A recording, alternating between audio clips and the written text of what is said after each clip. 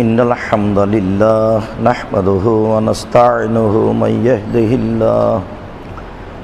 يهده الله فلا مضل له ومن يضلل فلا هادي له وأشهد أن لا إله إلا الله وحده لا شريك له وأشهد أن محمدا عبده ورسوله أما بعد فإن خير الحديث كتاب الله وخير الهدى هدى محمد صلى الله عليه وسلم وشر الأمور محدثاتها وكل محدثة بدعة وكل بدعة ضلالة وكل ضلالة في النار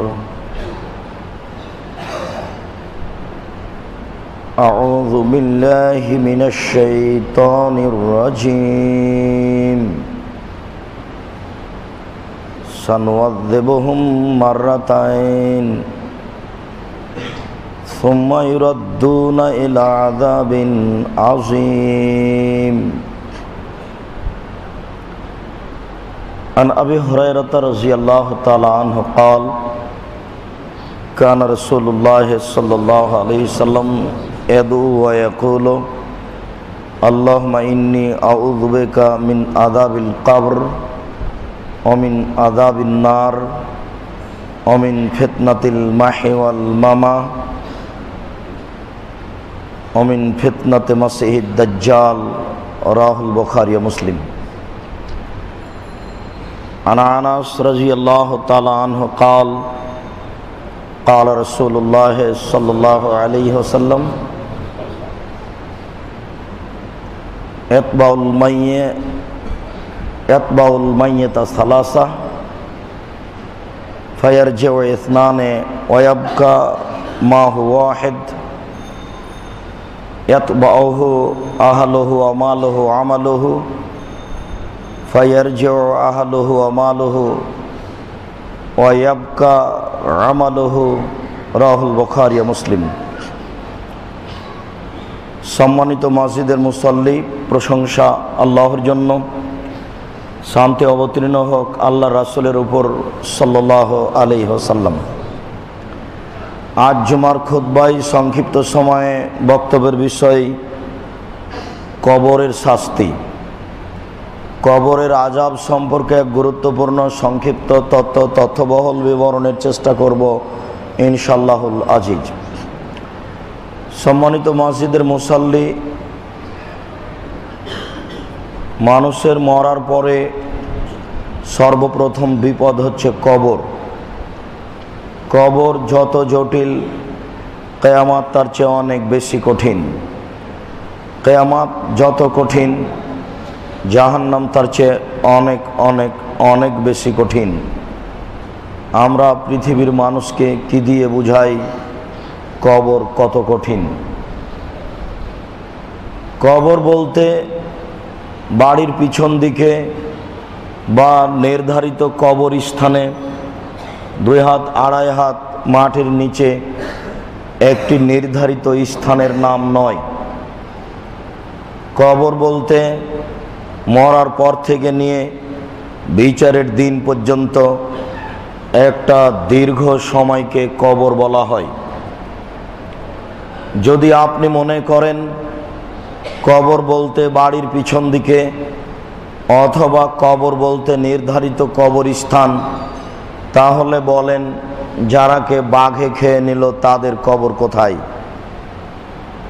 আপনি যা বুঝেন সেটাই যদি কবর হয়, তাহলে যারা পানিতে ডুবে গেল তাদের কবর কোথায়? যদি আপনি কবর বলতে এটাই বুঝেন, তাহলে যারা আগুনে জ্বলে ছাই হয়ে গেল তাদের কবর কোথায়?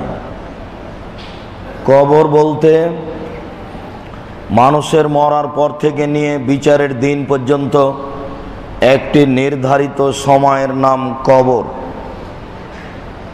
অবশ্যই কবর এমন একটি জায়গা যেখানে মানুষ বুঝতে পারে আমার ভালো মন্দ, ঘুমের বিষয়টি যেমন কবরের বিষয়টি তেমন। একটা লোক আপনার পাশে ঘুমিয়ে আছে, আপনি বসে আছেন। ঘুমিয়ে থাকা লোকটি দেখতে পাচ্ছে একটা গোখরা সাপ তাকে ছবল মারার জন্য ছুটে আসছে। সেও বাপরে মারে করে চিৎকার করে দৌড়িয়ে যাচ্ছে। সে সাপ ঠিকই দেখছে, আপনি তার শরীর দিকে দেখে কেমন কেমন করছে এটা বুঝতে পারছেন। এক সময় চিৎকার করছে এটাও দেখতে পাচ্ছেন, কিন্তু আপনি তো সাপ দেখতে পান না। ঘুম ভাঙলে তাকে জিজ্ঞাসা করেন, সে ঠিক বলবে সাপ কত বড়, তার রং কি, কিভাবে তাকে ছবল মারছিল, তা একবারে বিস্তারিত অক্ষরে অক্ষরে বিবরণ দিতে পারবে। কিন্তু আপনি তা দেখতে পাচ্ছেন না। এটাই হচ্ছে কবরের শাস্তি। কবরের শাস্তি তার আত্মাকে বুঝানো হয়, তার দেহকে বুঝানো হয় না। আপনি যদি মনে করেন যে আসলেই ফেরেশতারা তাকে কবরে উঠিয়ে বসাই, এই জন্য লোকটা যেন কবরে উঠে বসতে পারে এই পরিমাণ কবর গর্ত করতে হবে, এটা বোকামি। তাকে উঠিয়ে বসানো হয় না, ওই দেহটাকে উঠিয়ে বসানো হয় না। ওই আত্মা বুঝে যে আমাকে উঠিয়ে বসানো হলো।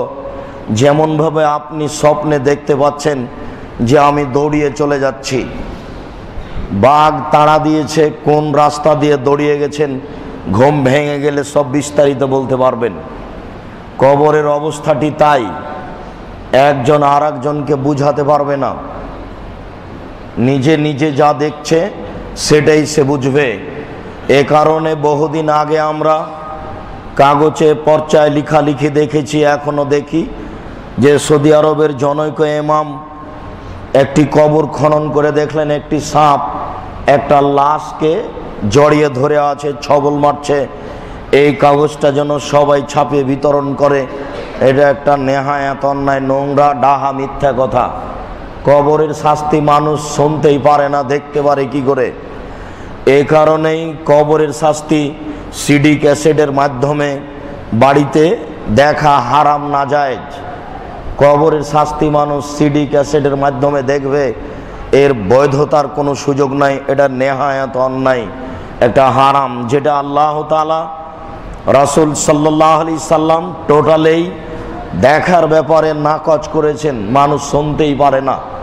আজকের আলোচনার এক পর্যায়ে আমরা বলবো ইনশাআল্লাহ, মানুষ কবরের শাস্তি শুনতেই পারে না, দেখতে পারে কি করে? অতএব কবরের শাস্তি হয় মানুষের আত্মার উপরে। ঠিক ঘুমের বিষয়টি যেমন, ঘুমে তো লোকটা ঠিকই কষ্ট পাচ্ছে, যা কিছু হওয়ার, পাহাড় থেকে পড়ে গেল, হাত পা ভেঙে গেল, সবই তো ঠিকই বুঝতে পারছে, কিন্তু যেই পাশে বসে আছে ও তো কিছুই বুঝে না। ঠিক এইরকমই কবরের শাস্তি। সম্মানিত মসজিদের মুসাল্লি, এ ব্যাপারে আল্লাহ তাআলা বলেন, সানুআযিবুহুম মাররাতাইন, আমি কবরবাসীকে বারবার শাস্তি দিব। সুম্মা ইউরাদ্দুনা ইলা আযাবিন আযীম, তারপর তাদেরকে বড় থেকে বড় শাস্তির দিকে ফিরিয়ে নিয়ে যাওয়া হবে। কবর যত কঠিন, কিয়ামত তার চেয়ে অনেক বেশি কঠিন।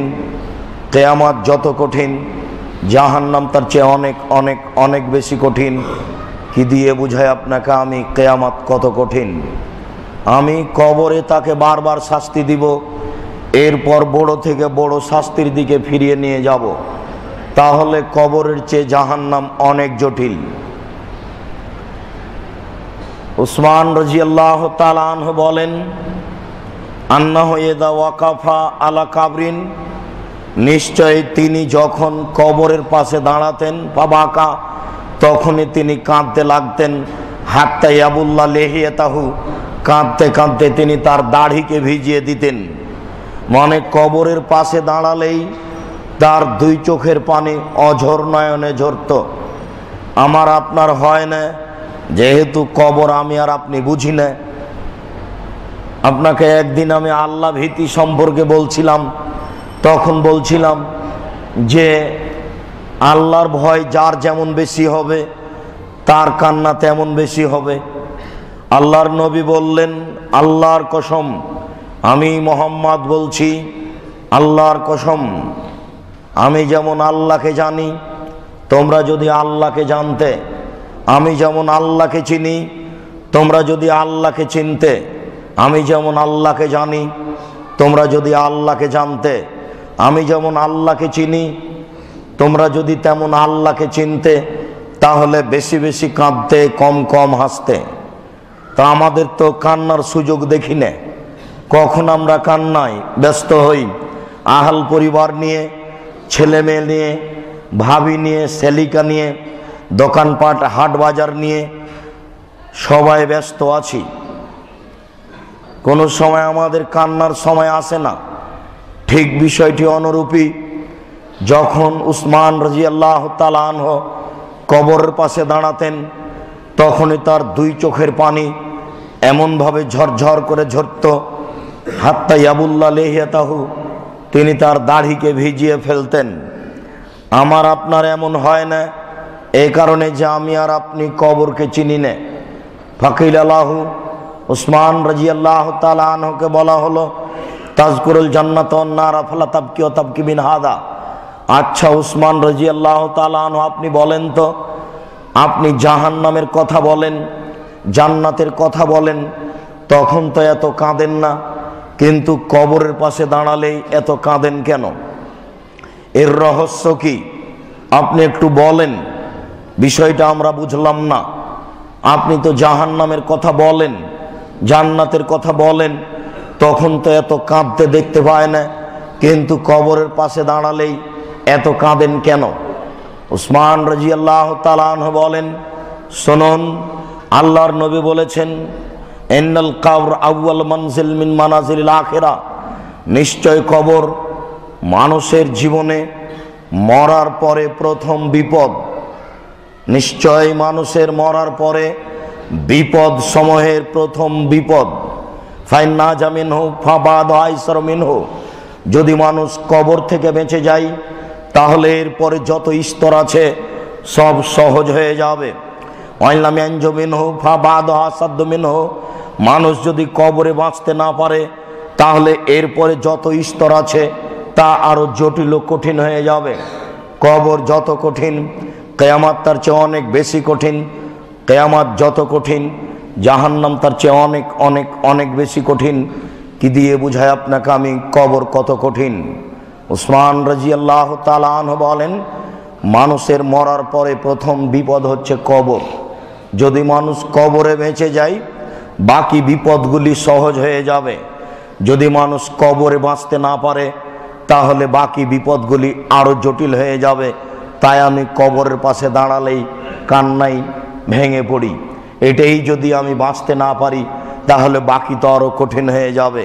আল্লাহ তুমি এখানে আমাকে রক্ষা করিও। আর নবী করিম সাল্লাল্লাহু আলাইহি সাল্লাম সব সময় এই দোয়াই করতেন নিজের জন্য। হাদিসের পরের অংশটুকু বলি, তারপর আবার এখানে আসছি। উসমান রাদিয়াল্লাহু তাআলা আনহু বলেন, পরের অংশে আল্লাহর নবী বলেছেন, মা রাআইতু মানজারান কাত্তাল কাবর আফজা মিনহু, আমি মুহাম্মদ আমার জীবনে আমি যত দৃশ্য দেখেছি, কবর তার চেয়ে আশ্চর্য ভয়ানক। পৃথিবীতে এমন কোনো দৃশ্য নেই যেটা কবরের চেয়ে আশ্চর্য ভয়ানক হতে পারে। পৃথিবীতে যত দৃশ্য আছে, যত দৃশ্য আসবে, যত দৃশ্য আরো ভবিষ্যতে দেখা দিবে, তার সবচেয়ে আশ্চর্য ভয়াবহ দৃশ্য হচ্ছে কবর।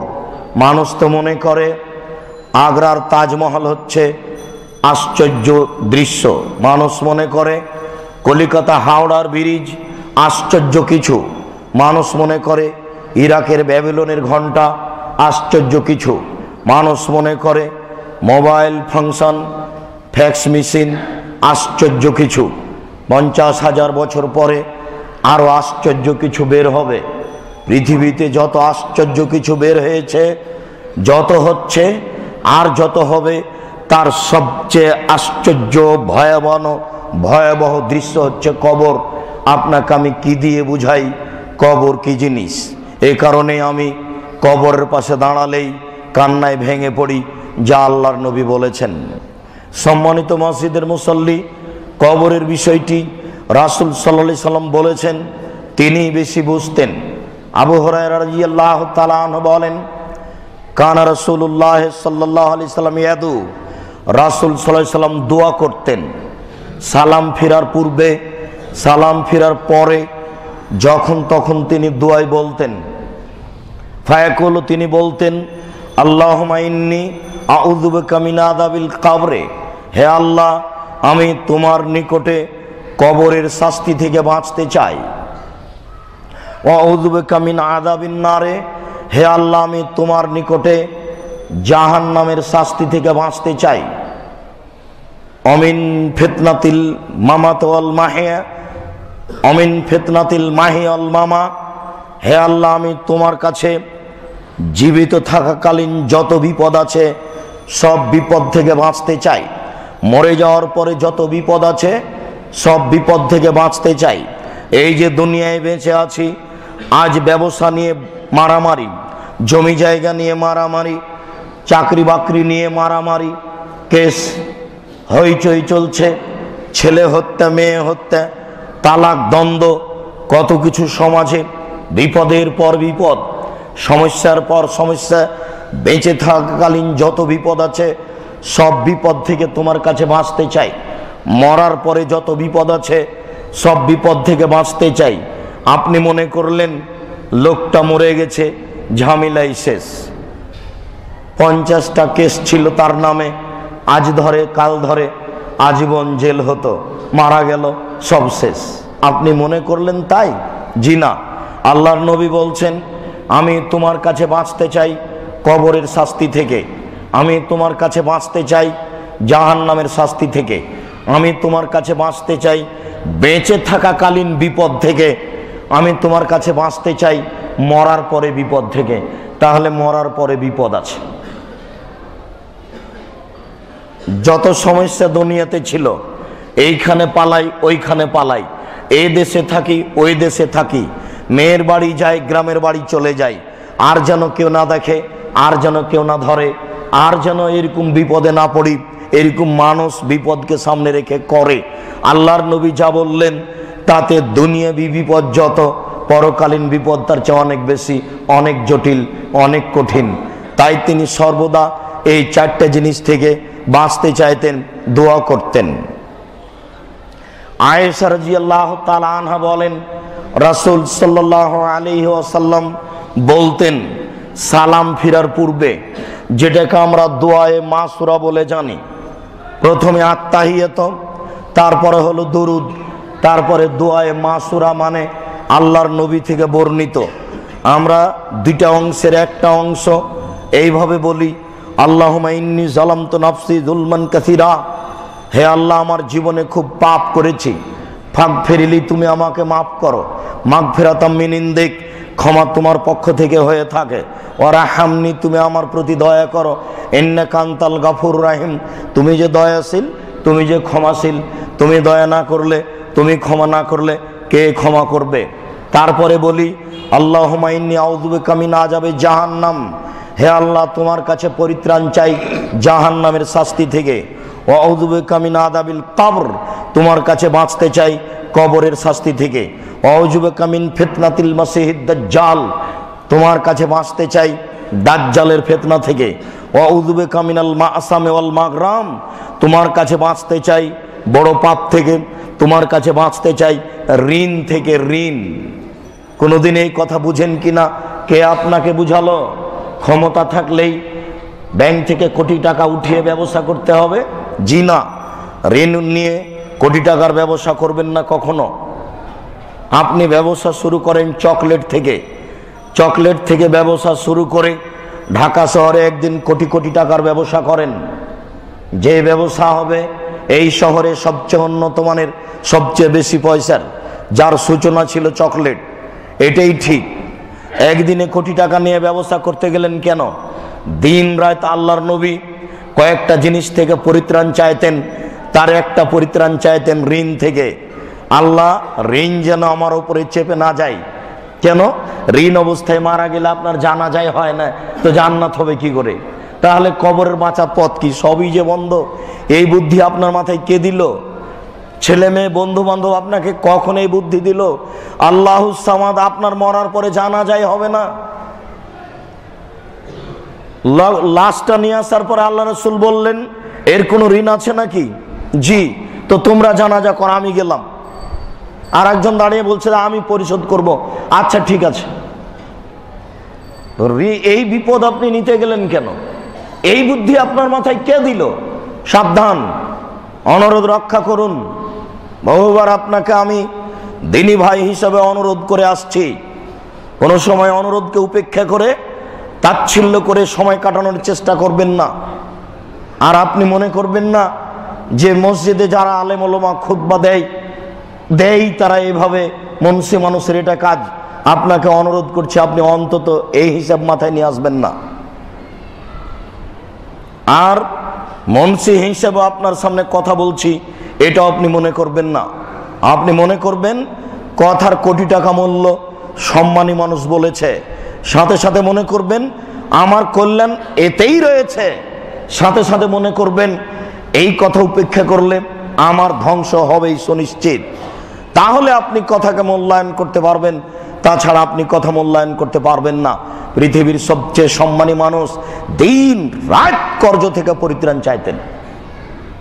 আপনি এই কাজ করতে যাবেন কেন? কর্জ কখন করে মানুষ? যখন ছেলেমেয়ের মুখের দিকে তাকিয়ে আছে, দিন চলে গেল, সকাল থেকে কিছু খায়নি, ছেলে মেয়ে আমার অনাহারে, তখন আপনি কর্জের জন্য, ঋণের জন্য বের হবেন।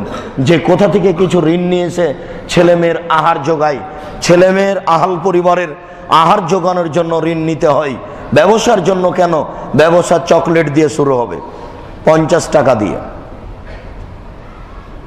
তারপরে একদিন হবে কোটি টাকার।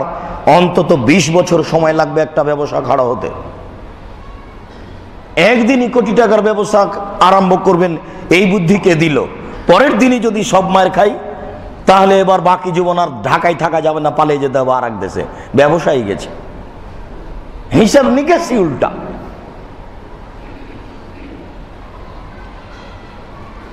আয়েশা রাদিয়াল্লাহু তাআলা আনহা বলেন, জাত ইহুদিয়াতুন ফাস্তাত আমাত আলা বাবি, একজন ইহুদি মহিলা আমার দরজায় এসে খেতে চাইল। আয়েশা রাদিয়াল্লাহু তাআলা আনহা বলেন, একজন ইহুদি মহিলা আমার দরজায় এসে খেতে চাইল, বলল আত এমনি, তোমরা আমাকে খেতে দাও। আযাকুমুল্লাহ মিন ফিতনাতিল মাসিহিদ দাজ্জাল ওয়া মিন ফিতনাতি আযাবিল কবর, তোমাদেরকে আল্লাহ দাজ্জালের ফিতনা থেকে বাঁচাবে, তোমাদেরকে আল্লাহ কবরের বিপদ থেকে বাঁচাবে, আমাকে খেতে দাও। ফা আহাবে সোহা ফালাম আজাল আহাবে সোহা হাত্তা আতা রাসূলুল্লাহ সাল্লাল্লাহু আলাইহি ওয়াসাল্লাম, আমি মেয়েটিকে আটকিয়ে দিলাম যতক্ষণ পর্যন্ত আল্লাহ রাসূল না আসবে। এই থামো, তুমি আমার কাছে খেতে চাইলে আবার এই কথা বললে কেন যে আমাকে খেতে দাও, কবরের শাস্তি থেকে আল্লাহ বাঁচাবে? কবরের শাস্তি তো আমি কোনোদিন শুনিনি, এইটা তো আমি জানি না। তুমি কি ধর্মের নামে মিথ্যা কথা বলছো নাকি? এই থামো, তুমি যেতে পাবা না। আজ তো সবাই বোকামির পরিচয় দিয়ে বক্তাদের বক্তব্য শুনছে। যদি আজকে উমর রাদিয়াল্লাহু তাআলা আনহু বেঁচে থাকতেন, তাহলে শতকরা 98 জন বক্তার আজীবন জেল হতো।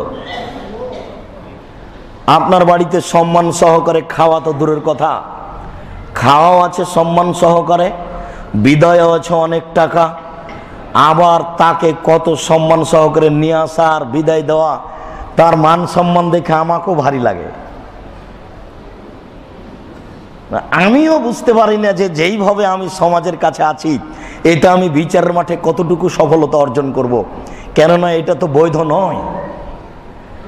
এত ব্যবস্থাপনা নেওয়া হবে, এত আপনার বিজ্ঞাপন পোস্টার এইভাবে প্রচার করা হবে, এইভাবে আলোকসজ্জা দিয়ে বাল্ব দিয়ে সাজানো হবে, এইভাবে আলেমদেরকে অগ্রিম টাকা দেওয়া হবে, এইভাবে বিদায়ের সময়তে এই করা হবে সেই করা হবে।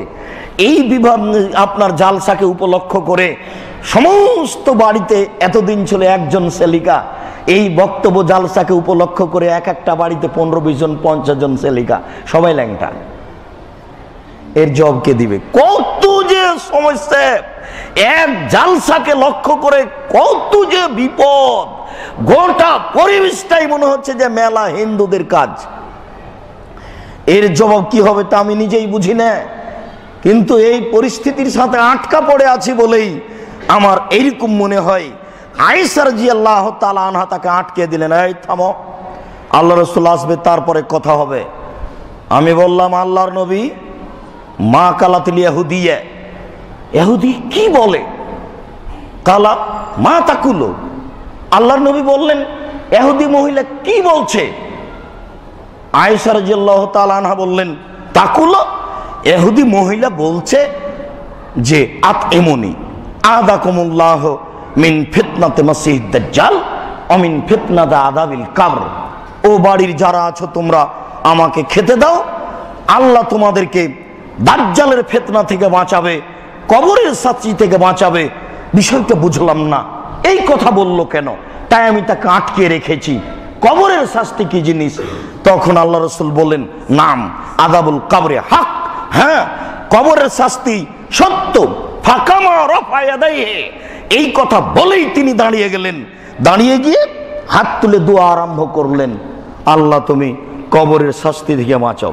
ওয়াস্তাইযু মিন আযাবিল কবরে ওয়া মিন ফিতনাতি মাসিহিদ দাজ্জাল। তিনি এইভাবে দাঁড়িয়ে হাত তুলে আল্লাহর কাছে বাঁচতে চাইতে লাগলেন, আল্লাহ তুমি কবরের শাস্তি থেকে বাঁচাও, আল্লাহ তুমি দাজ্জালের ফিতনা থেকে বাঁচাও, আল্লাহ তুমি কবরের শাস্তি থেকে বাঁচাও, আল্লাহ তুমি দাজ্জালের ফিতনা থেকে বাঁচাও, আল্লাহ তুমি কবরের শাস্তি থেকে বাঁচাও, আল্লাহ তুমি দাজ্জালের ফিতনা থেকে বাঁচাও। সম্মানিত মসজিদের মুসল্লি, বিষয়টি এইরূপ। আল্লাহর নবী এইভাবে হাত তুলে দোয়া করছেন শুনেই কবরের শাস্তিকে লক্ষ্য করে কবরের পাশে গিয়ে হাত তুলে দোয়া করতে হবে। সহিহ হাদিস এককভাবে কবরের শাস্তিকে হিসাব করেই যখন তখন বাড়িতে হাত তুলে দোয়া করতে হবে। সহিহ হাদিস। এখান থেকে বের হয়ে মরণ একদিন আসবে বইটাতে দেখে নিয়েন, কবরের শাস্তির আলোচনাতে এই হাদিসটা আছে, আয়েশা থেকে বর্ণিত।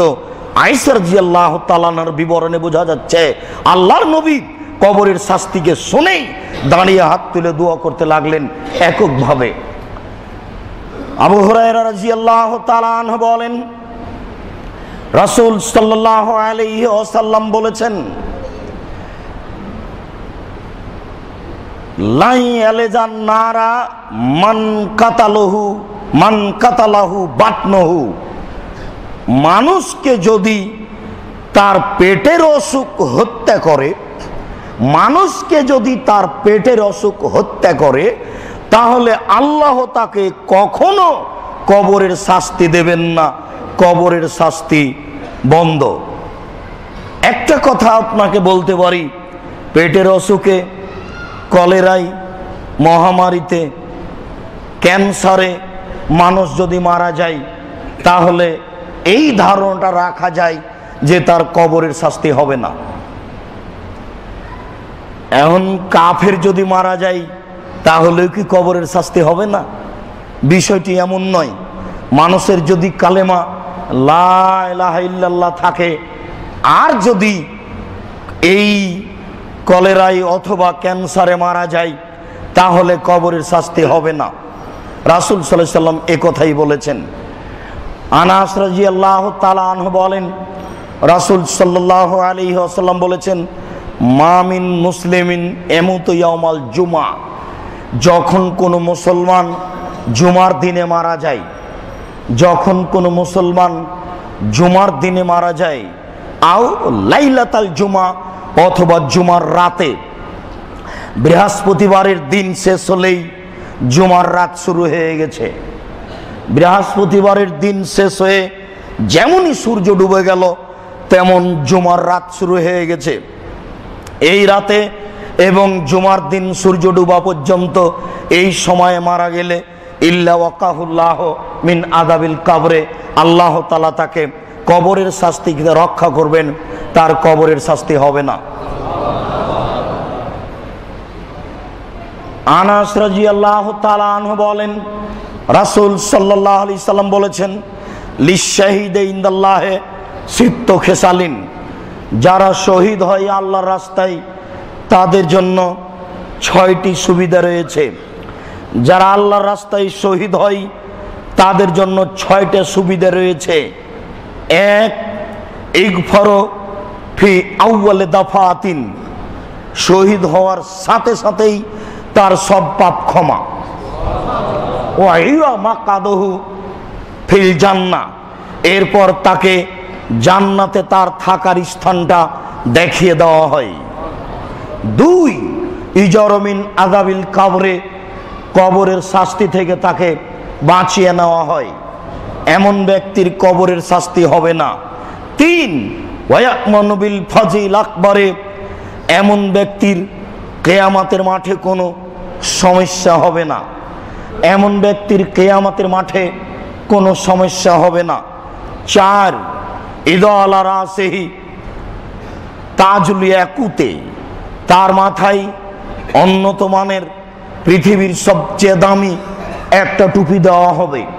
5, ইজাওয়াজহু ইসনাইনে ওয়া সাবিনা মাররা মিনাল হুরাইন, 72 জন জান্নাতের মেয়ের সাথে বিবাহ দেওয়া হবে। 6, ইসাফাউ ফি সাবিনা মিন আকরিবাইহি, 70 জন মানুষকে সুপারিশ করে জান্নাতে নিয়ে যেতে পারবে যদি মানুষটি সত্যই আল্লাহর পথে শহীদ হয়। সে যদি সত্যই আল্লাহর পথে শহীদ হয় তাহলে তার 6টি সুযোগ রয়েছে। তার একটি সুযোগ হচ্ছে তার কবরের শাস্তি হবে না। সম্মানিত মসজিদের মুসল্লি, বিষয়টি বুঝে কবরের শাস্তি থেকে বেঁচে থাকার চেষ্টা করুন। আল্লাহ আমাদের রক্ষা করুক। আল্লাহুম্মা আমিন। আল্লাহুম্মা সাল্লি আলাইহি, আল্লাহুম্মা বারিক আলাইহি। আলহামদুলিল্লাহ ওয়াহদা, আসসালাতু আসসালামু আলা মান লা নাবিয়্যা বাদা। মান লা নাবিয়্যা বাদা। আসমা বিনতে আবি বকর রাদিয়াল্লাহু তাআলা আনহা বলেন, রাসূল সাল্লাল্লাহু আলাইহি সাল্লাম একদিন কবরের শাস্তির কথা আলোচনা করলেন। আলোচনা করতে গিয়ে তিনি আলোচনা করলেন ও ইফতানো ফি আদাবিল কবরে আলমারো, মানুষকে কবরে বিপদে ফেলা হবে। তিনি আলোচনা করতে গিয়ে বললেন মানুষকে কবরে বিপদে ফেলা হবে। যেমনি এই কথা বললেন, ফা জাজ্জাল মুসলিমুনা জাজ্জাতান, মানুষেরা একবারে হইচই করে কান্নাকাটি করতে লাগলো কবরের শাস্তির বিপদের কথা শুনে, কবরের শাস্তির কথা শুনে। আমরা কবরের শাস্তির ব্যাপারে কোনো সময় কান্নাকাটি করি না, কোনো সময় ভয় ভীতি মনে নিয়ে আসি না, অথচ দিনরাত ভাবা উচিত আমার কবরে কি হবে, জাহান্নামে কি হবে, আমি কবরে কি উত্তর দিব, কেমন করে আমি থাকব, এই বিষয়টি নিয়ে ভাবা উচিত। কেউ ভাবে না। আবু হুরায়রা রাদিয়াল্লাহু তাআলা আনহু বলেন, রাসূল সাল্লাল্লাহু আলাইহি ওয়াসাল্লাম বললেন, ফাকসিরু যিকরা হাজিমিল লাজ্জাতিল মাউত, তোমরা মানুষের স্বাদকে যেই জিনিসটা কেটে দেয় এটা বেশি বেশি স্মরণ করো। পৃথিবীর মানুষ, তোমরা ওই জিনিসটা বেশি বেশি স্মরণ করো যেটা মানুষের জীবনের স্বাদকে কেটে দেয়। পৃথিবীর মানুষ, তোমরা ওই জিনিসটা বেশি বেশি স্মরণ করো যেটা মানুষের জীবনের স্বাদকে কেটে দেয়, সেটাই হলো মরণ।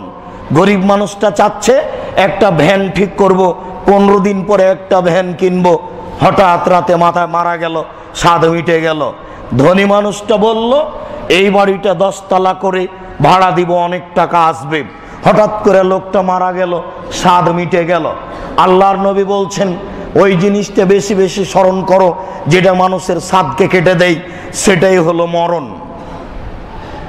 আব্দুল্লাহ ইবনে আমর রাদিয়াল্লাহু তাআলা আনহু বলেন, রাসূল সাল্লাল্লাহু আলাইহি ওয়াসাল্লামের কাছে একজন লোক আসলো, মিনাল আনসার, আনসারদের মধ্যেকার একটা লোক আল্লাহ রাসূলের কাছে আসলো, এসে জিজ্ঞাসা করছে, আল্লাহর নবী, আইয়ুল মুমিনিন আফজাল, বলেন তো কোন মুমিন সবচেয়ে ভালো মানুষ? আল্লাহ নবী বলেন তো মুমিন হিসাবে সবচেয়ে ভালো মানুষ কে, কে ভালো ইমানদার মানুষ? তখন আল্লাহ রসুল বললেন, আহসানুহুম খোলাকান, যার আচরণ ভালো সেই সবচেয়ে ভালো, যার আচরণ ভালো সেই সবচেয়ে ভালো। ওই যে একবার আপনাকে বলছিলাম, আল্লাহর নবীকে জিজ্ঞাসা করা হলো, আল্লাহ নবী বলেন তো নেকি কি জিনিস, পাপ কি জিনিস? আল্লাহ নবী বলেন তো নেকি কি জিনিস, পাপ কি জিনিস? তখন আল্লাহ রসুল বললেন, নেকি হলো ভালো আচরণ, নেকি হলো ভালো আচরণ। ওই যে একদিন আল্লাহ রসুল বললেন, আমি জিম্মেদারি নিব জান্নাত দেওয়ার জন্য ওই লোককে, যে লোক তর্ক করে না আমি তাকে জান্নাতে একটা ঘর নিয়ে দিব, যে লোক মিথ্যা কথা বলে না আমি তাকে জান্নাতের মাঝামাঝিতে একটা ঘর নিয়ে দিব, যে লোকটা আচরণ ভালো করলো আমি তাকে জান্নাতুল ফেরদাউস নিয়ে দিব। এখন আনসারী জিজ্ঞাসা করলেন, আল্লাহ নবী বলেন তো কোন মুমিন ভালো মানুষ? তখন আল্লাহ রসুল বললেন, যার আচরণ ভালো সেই সবচেয়ে ভালো মানুষ। তারপরে আনসারী জিজ্ঞাসা করলেন, এইবার বলেন তো আল্লাহর নবী, আইয়ুল মুসলিমিনা আকিয়াস, সবচেয়ে বুদ্ধিমানকে? এবার দেখেন কি উত্তর হয়। আল্লাহ রসুল বলেন তো শুনি, সবচেয়ে বুদ্ধিমানকে? কাকে আমরা বলবো ওই লোকটা সবচেয়ে বুদ্ধিমান? তখন আল্লাহ রসুল উত্তরে বললেন যে আকসারহুম যিকরান লিল মউতে, যেই মরণকে বেশি বেশি স্মরণ করে সেই বুদ্ধিমান। মনে থাকবে না কথা? ইনশাআল্লাহ মনে থাকবে। সবচেয়ে ভালো মুমিনকে, যার আচরণ ভালো। সবচেয়ে বুদ্ধিমানকে, যে মরণকে বারবার স্মরণ করে সেই হলো বুদ্ধিমান, যে মরণকে বারবার স্মরণ করে সেই হলো বুদ্ধিমান। আব্দুল্লাহ ইবনে আব্বাস রাদিয়াল্লাহু তাআলা আনহু বলেন, মাররান নবী সাল্লাল্লাহু আলাইহি সাল্লাম বিকাবরাইনি ইয়াদাবানে, একদিন আল্লাহ রাসূল রাস্তায় হেঁটে যাচ্ছিলেন দুইটি কবরের পাশ দিয়ে, যেই কবরে শাস্তি হচ্ছিল। ফাকালা ইন্নাহুমা ইয়াদাবানে লা ইয়াদাবানে ফি কাবিরিন, তিনি বলেন, এই শোনো, এই কবর দুটিতে শাস্তি হচ্ছে, তবে বড় পাপের কারণে শাস্তি হচ্ছে না।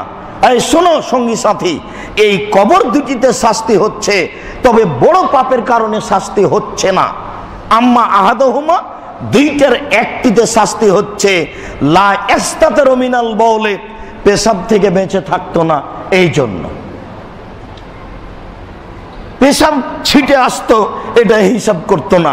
এখানে ওই কথাটা বলা আছে, ওই লোকটি মুনাফিক, যে লোকটি নেটে ছেড়ে দিয়েছে ওই বাক্যটি, যেই বাক্যটি এই দেখেন আব্দুর রাজ্জাক সাহেব বলছেন, মিথ্যুক এর কথা শুনবেন না। এ বলছে এক বালতি পেশাবখানায় পেশাবে কাপড় ভিজিয়ে সেই কাপড়টা গায়ে দিয়ে সালাত আদায় করলে কোনো সমস্যা নেই, সমস্যা নেই, এ কথাই ঠিক। তবে আমি মূলত এই কথা বলিনি, আমি বলতে চেয়েছি মানুষের পেশাব এত বিষাক্ত, মানুষের পেশাব এত ভয়াবহ যে এক ফোঁটা নয়, অর্ধ ফোঁটা একটু যদি ছিটে গায়ে লাগে আর সালাত হবে না, একটু যদি ছিটে কাপড়ে লাগে তাহলে আর সালাত হবে না। কবরের বেশিরভাগ শাস্তি হয়ে থাকে, মানুষ পেশাব থেকে বাঁচে না, এই জন্য পেশাবের বিষয়ে খুব সতর্ক সাবধান থাকা উচিত, এই কথাটা বলছিলাম। মূলত ওই কথা ছিল না, মানুষ এটা মুনাফিকি করে। এইসব মুনাফিকগুলির উচিত ছিল নিজে কিছু কোরআন হাদিস জাতির সামনে বলবে, আর একজনের কথাকে কোট করে আগে পিছে কেটে দিয়ে জাতিকে প্রতারণা দিবে। এদের কি হবে আল্লাহই ভালো জানেন। আমি বলি, আল্লাহ এরকম বোকা নিম্নমানের মানুষগুলিকে তুমি হেদায়েত করো। এরা ইতর শ্রেণীর, নিম্ন শ্রেণীর মানুষ, এদেরকে এইভাবে রাখছো কেন? তোমার তো অনেক দয়া আছে, এই নিম্নমানের ইতর শ্রেণীর মানুষগুলিকে তুমি একটু দয়া করে এই পথ থেকে ফিরিয়ে নিয়ে আসো। তারা কিছু কোরআন হাদিসের কথা জাতির সামনে বলুক, আর একজনের কথা এইভাবে বলা বলি করবে কেন? দুইজনের একজনের শাস্তি হচ্ছে পেশাব থেকে বাঁচতো না এই জন্য, আর অপরজন এমসিবিন নামিমা, চুগলখড়ি করত। আব্দুর রাজ্জাক সাহেব, চুগলখড়ি তো বড় পাপ, আপনি বলেছেন, এখানে ছোট পাপ হয়ে গেল কি করে? জি, আল্লাহ রাসূল এই সময়ে এটা বলেছেন, তখন চুগলখড়ি বড় পাপ ছিল না, এখন চুগলখড়ি করা বড় পাপ এবং মানুষের সাথে জড়িত পাপ। ওখানে এক কথা বললেন, এখানে এক কথা বললেন, আপনি হলেন চুগলখোর, আপনি হচ্ছেন মুনাফিক, আপনি হচ্ছেন বদনামকারী। এটা কঠিন অবস্থা। আব্দুর রাজ্জাক সাহেব বুখারী মুসলিমের অত্র হাদিসে আর একটা জিনিস ধরা পড়ে গেল। আপনি বলেছেন আল্লাহর নবী গায়েব জানেন না, এই যে কবরে শাস্তি হচ্ছে আল্লাহর নবী বলে দিলেন, এটা তো গায়েব জানাই হলো। রাসূল সাল্লাল্লাহু আলাইহি সাল্লামকে ওই মুহূর্তে জানিয়ে দেওয়া হয়েছিল কবরের শাস্তির বিবরণটি, তাই তিনি বলেছিলেন মুসলিম গ্রন্থে হুবাহু এই কথাই এসেছে। এরপরে তিনি খেজুরের একটা ডাল ভেঙে 2 টুকরা করে 2 কবরে পুঁতে দিলেন আর বললেন শুষ্ক না হওয়া পর্যন্ত কবরের শাস্তি লাঘব হালকা থাকবে। এর অর্থ এই নয় মানুষ মারা গেলে তার কবরে খেজুরের ডাল পুঁতে দিতে হবে, এটা বিদআত। রাসূল সাল্লাল্লাহু আলাইহি সাল্লামের তাৎক্ষণিক একটা ব্যক্তিগত কর্ম ছিল, এটাই তিনি করেছিলেন, এটা কিয়ামত পর্যন্ত থাকবে। বা সাহাবী তাবেঈ করেছেন এর কোনো প্রমাণ নাই, আপনাকে করতে হবে না। মানুষ মারা গেছে, আপনি অজু দিয়ে গোসল দিয়ে 3টি কাপড় দিয়ে কবরে রেখে দেন, ডান কাতে কবরের এক পাশে লাগিয়ে দেন, সময়ে বিস্তারিত বিবরণ দেব। জানাজা দিয়ে কবরে রেখে মাটি চাপিয়ে দেন, দোয়া পড়ে চলে যান, আল্লাহুম্মা গফির লাহু ওয়া সাব্বিতহু, আল্লাহ তুমি একে ক্ষমা করো, এই জন্য প্রশ্নের উত্তর দিতে পারে, তুমি এই তৌফিক দান করো, এই বলে চলে যান। সময় সাপেক্ষে আবার কোনো দিন এসে তার জন্য ক্ষমা চাইবেন। সম্মানিত মসজিদের মুসল্লি, রাসূল সাল্লাল্লাহু আলাইহি সাল্লাম কবরের শাস্তির ব্যাপারে বলেন। আনাস রাদিয়াল্লাহু তাআলা আনহু বলেন যে কানা রাসূলুল্লাহ সাল্লাল্লাহু আলাইহি সাল্লাম লে হায়াতিন বেবানিন নাজ্জারে, তিনি একদা বানু নাজ্জারের একটি বাগানে ছিলেন, বানু নাজ্জারের খেজুরের বাগানে ছিলেন, আলা বাগলাতিন লাহু, একটা খচ্চরের উপরে। ঘোড়া ও গাধার মধ্যে যেই পশু আছে তাকে বলে খচ্চর, খচ্চরের উপরে তিনি ছিলেন। অনাহনু মাহু, আমরা তার পাশে ছিলাম। ফাকাদাতুল কিহে, হঠাৎ করে গাধাটা লাফ দিয়ে উঠলো, মনে হলো যেন আল্লাহর নবীকে পিঠ থেকে ফেলে দিবে। ফায়জা কাবরুন সিত্তা ও খামসা, হঠাৎ দেখি সেখানে 5-6টা কবর। তিনি বললেন মায়ের ফাসাবাহা জেলাকবরে, সঙ্গী সাথী এই কবরগুলি কে চিনে? বলতে পারো কে চিনে? কালা রাজুলুন নাম আরিফুহুম, জি হ্যাঁ আমি আল্লাহর নবী চিনি এই কবরগুলি কার। আল্লাহ রাসূল বললেন মাতামাতু, তারা কখন মারা গেছে? তখন আমি বললাম ফিশিরকে, তারা মুশরিক অবস্থায় মারা গেছে, তারা অমুসলিম অবস্থায় মারা গেছে। তখন আল্লাহ রাসূল বললেন শোনো, ইন্না হাজিলু মালাতুতলা ফি কুবুরিহিম, এই মানুষকে, পৃথিবীর সকল মানুষকে কবরে বিপদে ফেলা হয়, কবরে পরীক্ষা করা হয়। লা লা তাদাফানু লা আদুল্লাহ আইসমিয়াকুম মিন আযাবিল কবর আল্লাযী আসমাউ মিনহু। শোনো, আমার যদি ভয় না হতো, আমার যদি আশঙ্কা না হতো যে তোমরা মানুষকে কবরেই রাখবা না, তাহলে আমি আজকে আল্লাহর কাছে দোয়া করতাম, আল্লাহ তুমি এই লোকগুলিকে কবরের শাস্তি শুনিয়ে দাও যেমন আমি শুনতে পাচ্ছি। আল্লাহ তুমি এই লোকগুলিকে কবরের শাস্তি শুনিয়ে দাও যেমন ভাবে আমি শুনতে পাচ্ছি। কিন্তু আমি যদি দোয়া করি আর আল্লাহ যদি তোমাদেরকে কবরের শাস্তি শুনিয়ে দেয়, তাহলে আর তোমরা মানুষকে কবরেই রাখবা না। এই জন্য আমি আর দোয়া করলাম না। সম্মানিত উপস্থিতি, কবরের শাস্তি কানে শোনা যায় না, দেখা যায় কেমনে? কবরের শাস্তি কানে শোনা যায় না, দেখা যায় কেমনে? কবরের শাস্তি কানে শোনা যায় না, দেখা যায় কেমনে? আনাস রাদিয়াল্লাহু তাআলা আনহু বলেন রাসূল সাল্লাল্লাহু আলাইহি সাল্লাম বলেছেন ইন্নাল মাইয়িতা ইযা ওদিয়া ফি কবরিহি, যখন কোনো মানুষকে কবরে রাখা হয়, ওয়া তাওয়াল্লা আনহু আসহাবুহু, আর কবরে রেখে লোকগুলি চলে যায়, আন্নাহু লা ইয়াসমাউ কারানি আলাইহিম, তখন সে কবর থেকে শুনতে পাই জুতার শব্দ, সব চলে গেল। বিপদটি কত কঠিন আপনাকে আমি কি দিয়ে বুঝাবো? সবাই চলে গেল, জুতার শব্দ শোনা যায়, তাহলে জুতা পায়ে দিয়ে কবর স্থানে যেতে পারে, প্রমাণ হয় বুখারী মুসলিমের হাদিস। পায়ে জুতা থেকেই সালাত হবে, বোঝা যায় বুখারী মুসলিমের হাদিস। কবরের উপরে পা চাপা দেওয়া যায় না, কবরের উপরে বসা যায় না, কবরকে পাকা করা যায় না, একেবারেই হারাম, টোটালি হারাম, সম্পূর্ণরূপে হারাম। মানুষগুলি চলে গেল, কবরবাসী জানতে পারে। আর একটি কথা এখানে ঢুকিয়ে দিই। আনাস রাদিয়াল্লাহু তাআলা আনহু বলেন রাসূল সাল্লাল্লাহু আলাইহি সাল্লাম বলেছেন একবাল মাইয়াতা সালাসা, মানুষ যখন মারা যায় তখন 3টে জিনিস তার পিছা ধাবন করে। এর যে স্নান ও এবকা মাহু আহেদ, 2টা আবার ঘুরে আসে, একটা তার সাথে থেকে যায়।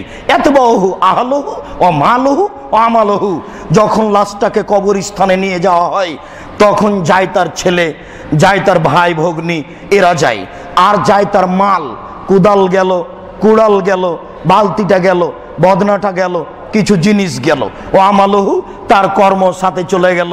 জেনা হোক, চুরি হোক, ডাকাতি হোক, মারামারি হোক, আর তাহাজ্জুদ হোক, যেটাই হোক না কেন সব তার সাথে সাথে চলে গেল। এর যে স্নানে কবর দেওয়া শেষ হয়ে গেলে তার ভাই ভাতিজে, আত্মীয় স্বজন, কুড়াল দা কুদাল সব ফিরে আসবে। ওয়ায়াবকা মাহু আমালহু, আর তার সাথে তার কর্ম থেকে যাবে। সাবধান থাকুন, কবর খুব কঠিন জায়গা। আপনার সাথে তিনটে জিনিস যায়, এই কথা আল্লাহর নবী বলেছেন, বুখারী মুসলিম। তিনটের দুইটা ফিরে আসে আর একটা থেকে যায়। ফিরে আসতো না আপনার আত্মীয় স্বজন, ছেলে ভাই ভাতিজা, আর ফিরে আসে আপনার বাড়ির দা কুড়াল জিনিসপাতি যা আছে। থেকে যায় আপনার কর্ম। আজ থেকেই নীতি পরিবর্তন করুন, কর্ম যেন পরিবর্তন না হয়। আপনাকে অনুরোধ করেছি, আপনার স্ত্রী, আপনার মেয়েকে ব্যাপারে সাবধান হয়ে যান। সামনে আসছে নষ্টা দিবস, 31st নাইটের মতো আরও দিবস আসছে।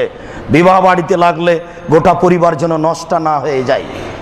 এইরকম এই ফেব্রুয়ারির তারিখ আসলে যেন গোটা পরিবারটা নষ্টা না হয়ে যায়, নষ্টা মেয়ের মতো যেন না হয়ে যায়। ওই পহিলা বৈশাখে ছেলে মেয়ে আহাল পরিবার যেন নষ্টা মেয়ের মতো না হয়ে যায়। খারাপ লাগে শুনতে, আমার কিছু করার নেই। এত বলি, মানেন না কেন? আপনি কি মনে করেন আমি না মেনেই সফল? আপনি তো পারেন, আমি পারি, আপনি তো পারেন। আজকেই বাড়িতে ঢুকে একেবারে 44 ধারা কারফিউ জারি করে দেবেন, হয়ে গেল কথা। এ কি দেশের উপরে চালাতে বলছি? আপনার নিজের পরিবারের উপরে। যেই পরিবার আপনার খায়, যেই পরিবার আপনার বাড়িতে থাকে, ঈদের আগের দিন ছেলে মেয়েকে 5000 টাকা দেন, 3 সেট 5 সেট কিনে দিতে হবে। ভালোই তো বাসেন ছেলে মেয়েকে, ভালোই তো বাসেন, ভালোবাসেন ছেলে মেয়েকে, খুব ভালোবাসতে হয়। কিন্তু এইভাবে কেন, এই নোংরামিতে নেমে যাবেন কেন? ভুল হিসাব, সিদ্ধান্ত পরিবর্তন করুন, জরুরি। সবাই চলে গেল, ফায়াতিহে মালাকানে, চলে যাওয়ার সাথে সাথে দুইজন ফেরেশতা চলে আসলো। দুইজনের একজন বলে, বলুন মানহর রাজিল আলাজে বৈসাফকুম, ওই ব্যক্তি কে? যেই ব্যক্তি আপনাদের কাছে পাঠানো হয়েছিল, হ্যাঁ তিনি হচ্ছেন মুহাম্মদ সাল্লাল্লাহু আলাইহি সাল্লাম। তখন তাকে বলা হবে, ওই যে দেখেন জাহান্নাম, ওইটা ছিল আগে, এইবার দেখেন জান্নাত, এইটা হলো পরে। যখন কালেমা পড়ে ইবাদত করতে লাগলেন তখন হলো এইটা, আর আগে ছিল ওইটা। জাহান্নাম আর জান্নাত দেখানো হয়। অমাল মুনাফিকাল কাফের, যদি কবরবাসী হয় মুনাফিক কাফের, তখন বলে লাদির মানহর রাজুল একুলু মা একুলুন নাস, জি না আমি বলতে পারছি না সে যে কে, মোহাম্মদ যে কে আমি তা বলতে পারছি না। মানুষে যা বলতো আমিও তাই বলতাম। তাই এই কথা বলার সাথে সাথে ফায়াজের বোজারবাতান, অপরজন যার হাতে লাঠি আছে সে মারতে আরম্ভ করে। এমন মায়ের দেয় ইয়াসি হোসায় হাতান, বাপরে মারে করে চিৎকার করে উঠে। ইয়াসমা মা বাইনাল মাশরিক ওয়াল মাগরিব ইল্লা সাকালাইন, সারা পৃথিবীর জীবজন্তু কীট পতঙ্গ পদার্থ জড় পদার্থ শুনতে পাই তার চিৎকার। এই যে কবরে লোকটা চিৎকার করছে, এখান থেকে 50,000 কোটি কিলোমিটার দূরে যা কিছু আছে সবই শুনতে পাই তার চিৎকার। আপনাকে আমি কি দিয়ে বুঝাই সে কত জোরে চিৎকার করে? কিন্তু মানুষ এবং জিন শুনতে পায় না, এ কথা আল্লাহর নবী বলেছেন। ওই যে গাধাটি লাফ দিয়ে উঠলো, মানে কবরের শাস্তি শুনতে পাই। পশু প্রাণী কবরের শাস্তি শুনতে পাই, এই ফ্যানটা কবরের শাস্তি শুনতে পাই, এই লাইটটা কবরের শাস্তি শুনতে পাই, এই লাঠিটা কবরের শাস্তি শুনতে পাই, এই মাইকটা কবরের শাস্তি শুনতে পাই, কিন্তু মানুষ এবং জিন শুনতে পায় না। অন্য হাদিসে আল্লাহ রাসূল বলছেন যে ইয়াতিহে মালাকানে আজরা কানে আসওয়াদানে, দুইজন ফেরেশতা আছে, তারা হচ্ছে কালো, তারা হচ্ছে নীল। নীল কালো, একজনের নাম মুনকার, একজনের নাকির। নাকির মানে অপরিচিত, মুনকার মানে অপরিচিত। মুনকার নাকির অপরিচিত, কালো নীল মানে ভয়াবহ। দুইজনের মধ্যে একজন হচ্ছে আমা, চোখে অন্ধ, কানে বধির। আসাম, কানে বধির, চোখে অন্ধ। যেই মারে সে কানে বধির, চোখে অন্ধ। সম্মানিত মসজিদের মুসল্লি, আপনাকে কি দিয়ে বুঝাই? যখনই মারে তখনই লোকটা বাপরে মারে করে চিৎকার করে উঠে, কিন্তু আল্লাহ তাকে এমন ভাবে পাঠান যে জোরে চিল্লাচ্ছে কি ধীরে চিল্লাচ্ছে ও কানে শোনে না।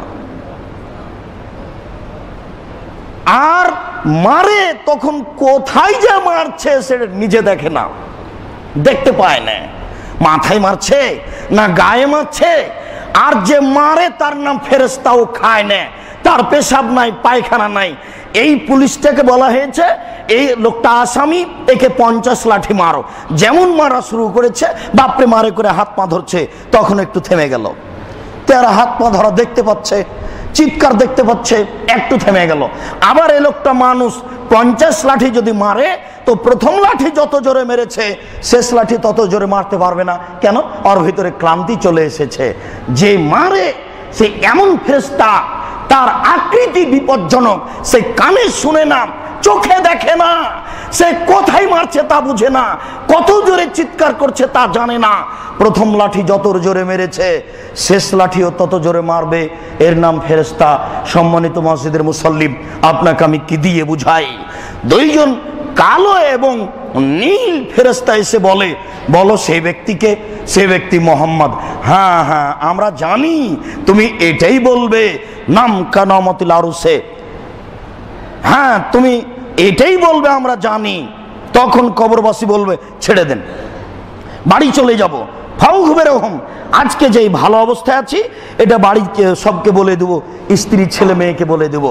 তখন ফেরেশতারা বলেন, আরে না না, নাম কানামতিল আরুসে লাইকে জহিল্লাহ বাহালেহি, এখানে ঘুমিয়ে যাও বাসর রাতের ঘুমানোর মতো, যাকে তার প্রিয়া ছাড়া কেউ জাগায় না। বাসর রাতে ঘুমিয়ে গেলে শাশুড়ি জাগাতে যায় না, কেউ জাগাতে যায় না। তার স্ত্রী এক পর্যায়ে জাগিয়ে তাকে বলে নাস্তা করে নেন।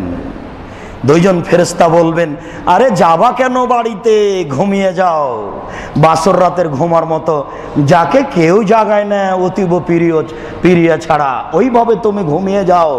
যেদিন বিচারের মাঠ হবে সেদিন তুমি জাগবা, জাগার সময়তে বলবা আসরের টাইম পার হয়ে গেল, আসরের টাইম পার হয়ে গেল, সলাত আদায় করতে হবে, সলাত আদায় করতে হবে। মানে জোহরের সলাত আদায় করে খেয়ে ঘুমিয়েছেন, আর ঘুম ভাঙতে দেখছে আসরের টাইম পার হয়ে গেল, তাহলে অল্প ঘুমিয়েছেন, মানে কয়েক হাজার বছর পার হয়ে গেছে। বুঝাতে পারছি না মনে হয় বিষয়গুলি, কয়েক হাজার বছর পার হয়ে গেছে। তাই প্রমাণ হয়ে গেল যে জোহর থেকে আসর পর্যন্ত আরে সময় পার হয়ে গেল, সূর্য ডুবে গেল, ডুবে গেল, আসরের সালাত আদায় করব, এই হুড়াহুড়ি লেগে গেছে ঘুম ভাঙতেই। তাই ভালো মানুষ অমল কাফের মুনাফিক, ও বলছে যে না না না আমি তো চিনি না, সে মোহাম্মদ কে আমি জানি না। আমরা জানি তুমি এটাই বলবে, কাদকুলতা তাকুল হাকাজা, এটাই বলবে, কথা জানি। এই টাইমে আলাইহিল আরজ, এই মাটি চেপে ধরো, মাটি দুই দিক থেকে চেপে ধরো। ওয়ায়ালতামু আলাল আরজ, মাটি দুই দিক থেকে চেপে ধরবে। ওয়াক্তালে ফাজলাহু, একদিকের হাড় আর একদিকের হাড়ে ঢুকে একবারে চ্যাপটা লেগে আঁটো হয়ে একবারে মাটির সাথে মিশে যাবে। আপনাকে আমি কি দিয়ে বুঝাই কবর কি জিনিস? এই কথার অর্থ এই নয় যে কবর দুই দিক থেকে চেপে জমা ধরে গেল, ও বুঝলো যে জমা ধরে গেল, না বুঝাতে পারছি না। ও বুঝলো যে কবর আমাকে চেপে ধরে জমা ধরে গেল। আপনি এখন কবর খুঁড়লে ওইরকমই দেখবেন, কিন্তু ও যখন উত্তর ফেল করলো, উত্তর দিতে পারলো না, তখন দুই দিক থেকে তাকে ধরে একবারে এমন ভাবে জমা লাগিয়ে দিল, একদিকের হাড় আর একদিকের হাড়ে ঢুকে গেল। আল্লাহ রাসূল বলছেন ইফালু বিহি ইলা ইয়াউমিল কিয়ামা, এইভাবে তাকে বারবার পিটানো হবে, আর এইভাবে তাকে কবরে চেপে হাড়ের সাথে হাড় ঢুকিয়ে লাগিয়ে কিয়ামত পর্যন্ত, বিচারের দিন পর্যন্ত এভাবে শাস্তি দেওয়া হবে। থাকতে থাকতে একটা মানুষ চলে আসবে, যদি ভালো মানুষ হয় তাহলে আহসানুল ওয়াজহে, খুব সুন্দর টকটকে ঝকঝকে মানুষ, হাসান সিয়াবে, কাপড় চোপড় সুন্দর, অতীবুর রিহে, খুব সুগন্ধ। কে তুমি? এত সুন্দর খবর নিয়ে আসলে? আরে এই দিন তো সেই দিন যেই দিনের ব্যাপারে তোমার ওয়াদা করা হচ্ছিল। আমি তো সেই জিনিস হচ্ছি, আমি তোমার আমল, আমি হচ্ছি তাহাজ্জুদ, আমি হচ্ছি দান। সুন্দর আকৃতিতে কবরে আসবে দান। আমল কাফের আর মুনাফিক, যদি ব্যক্তি কাফের হয় তাহলে তার কাছে একটা লোক আসবে কাবিহুস জাসাদে, খুব নিকৃষ্ট শরীরে আর খুব খারাপ গন্ধে আর খুব খারাপ কাপড়ে এসে ঢুকতে, কে তুমি কে? আরে এই দিন তো সেই দিন যেই দিনের ব্যাপারে তোমার সাথে ওয়াদা করা হচ্ছিল। সুসংবাদ নাও না তুমি জাহান্নামের কবরের, আমি হচ্ছে তোমার কর্ম। সম্মানিত মসজিদের মুসল্লি, পুরো জীবনের কর্ম কবরে আসবে মানুষের আকৃতিতে, খারাপ আকৃতিতে, খারাপ পোশাকে, দুর্গন্ধময় হয়ে। আর ভালো মানুষের জন্য তার ভালো কর্ম আসবে ভালো পোশাকে, ভালো আকৃতিতে, সুগন্ধময় জিনিস গায়ে লাগিয়ে, সুগন্ধি গায়ে লাগিয়ে। সম্মানিত মসজিদের মুসল্লি, মসজিদের খুতবায় সময় হয়তো বা দীর্ঘ হয়ে গেল, অন্যদিন আরও কবরের বিস্তারিত আলোচনা হবে। আজকের মতো এই পর্যন্ত বলে বলছি, কবর বড় বিপদ। কবর যত কঠিন, কিয়ামত তার চেয়ে অনেক বেশি কঠিন। কিয়ামত যত কঠিন, জাহান্নাম তার চেয়ে অনেক অনেক অনেক বেশি কঠিন। কি দিয়ে বুঝে আপনাকে আমি কবর কত কঠিন? কবর থেকে বাঁচার জন্য রাসূল সাল্লাল্লাহু আলাইহি সাল্লাম সালার ফেরার পূর্বে বলতেন, রব্বানা আতিনা ফিদ দুনিয়া হাসানাতাও ওয়া ফিল আখিরাতি হাসানাতাও ওয়া কিনা আযাবান নার। এই কবরের শাস্তি, জাহান্নামের শাস্তি থেকে বাঁচার জন্য আল্লাহ রাসূল ফজরের পরে, আপনার আসর মাগরিবের পরে এই কবরের শাস্তি থেকে পরিত্রাণ চাইতেন। আপনারাও কবরের শাস্তি থেকে, জাহান্নামের শাস্তি থেকে বাঁচার জন্য দিনরাত পরিত্রাণ চান। বিশেষভাবে সালাম ফেরার পূর্বে ওই দোয়াটি পড়বেন, আল্লাহুম্মা ইন্নী আউযু বিকা মিন আযাবি জাহান্নাম ওয়া আউযু বিকা মিন আযাবিল কবর। আল্লাহ তুমি আমাদেরকে কবরের শাস্তি থেকে রক্ষা করো। আল্লাহ আমাদের যারা মারা গেছে তুমি তাদের কবরের শাস্তি মাফ করো। আমাদের উত্তরসূরি আত্মীয় স্বজন, খালা ফুফু, দাদা দাদি, তারা এখানে বসবাস করেছে, তারা মানুষ, তাদের ভুল ত্রুটি থাকতেই পারে। আমরা তাদের উত্তরসূরি হিসাবে আকুল আবেদন তোমার দরবারে করছি, তুমি তাদের কবরের শাস্তি মাফ করো। আল্লাহ আমাদের যারা বেঁচে আছে, বাড়িতে, হাসপাতালেও ও বাড়িতে অসুস্থ অবস্থায় আছে, তুমি তাদের আরোগ্য দান করো। আমরা যারা বেঁচে আছি তুমি তাদেরকে কবরের শাস্তি থেকে বাঁচানোর জন্য সুযোগ করে দাও, তৌফিক দান করো। আমরা জন্য দিনরাত কবরের শাস্তি থেকে, জাহান্নামের শাস্তি থেকে তোমার দরবারে প্রার্থনা করতে পারি, তুমি এই তৌফিক দান করো। এ দাবি, এ দাওয়া, এই দোয়া তোমার দরবারে রেখে আজকের জুমার খুতবা এখানে শেষ করলাম। সাল্লাল্লাহু আলাইহি ওয়াসাল্লাম।